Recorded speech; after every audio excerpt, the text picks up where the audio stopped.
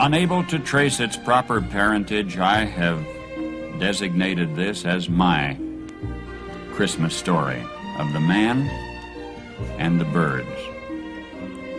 You know, the Christmas story, the God born a man in a manger and all that, escapes some moderns, mostly I think because they seek complex answers to their questions, and this one's so utterly simple. So for the cynics and the skeptics and the unconvinced, I submit a modern parable.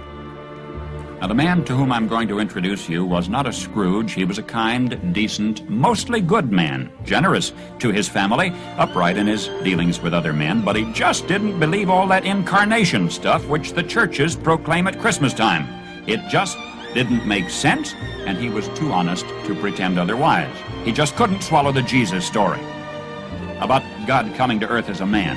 "I'm truly sorry to distress you," he told his wife, "but I'm not going with you to church this Christmas Eve." He said he'd feel like a hypocrite, that he'd much rather just stay at home, but that he would wait up for them. And so he stayed, and they went to the midnight service. Shortly after the family drove away in the car, snow began to fall. He went to the window to watch the flurries getting heavier and heavier, and then went back to his fireside chair and began to read his newspaper. Minutes later, he was startled by a thudding sound. Then another. And then another, sort of a thump or a thud. At first he thought someone must be throwing snowballs against his living room window, but when he went to the front door to investigate, he found a flock of birds huddled miserably in the snow. They'd been caught in the storm, and in a desperate search for shelter had tried to fly through his large landscape window. But he couldn't let the poor creatures lie there and freeze, so he remembered the barn where his children stabled their pony. That would provide a warm shelter if he could direct the birds to it. Quickly he put on a coat, galoshes, tramped through the deepening snow to the barn. He opened the doors wide and turned on a light. But the birds did not come in. He figured food would entice them in. So he hurried back to the house, fetched breadcrumbs, sprinkled them on the snow, making a trail to the yellow-lighted, wide-open doorway of the stable. But to his dismay, the birds ignored the breadcrumbs and continued to flop around helplessly in the snow. He tried catching them.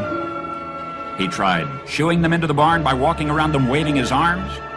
Instead, they scattered in every direction except into the warm-lighted barn. And then he realized that they were afraid of him.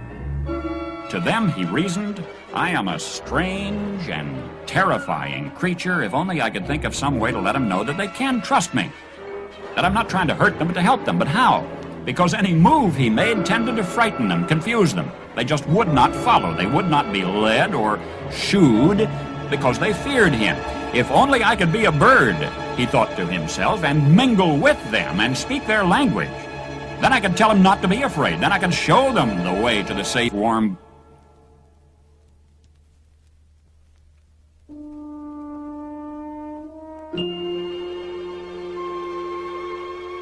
to the safe, warm barn, but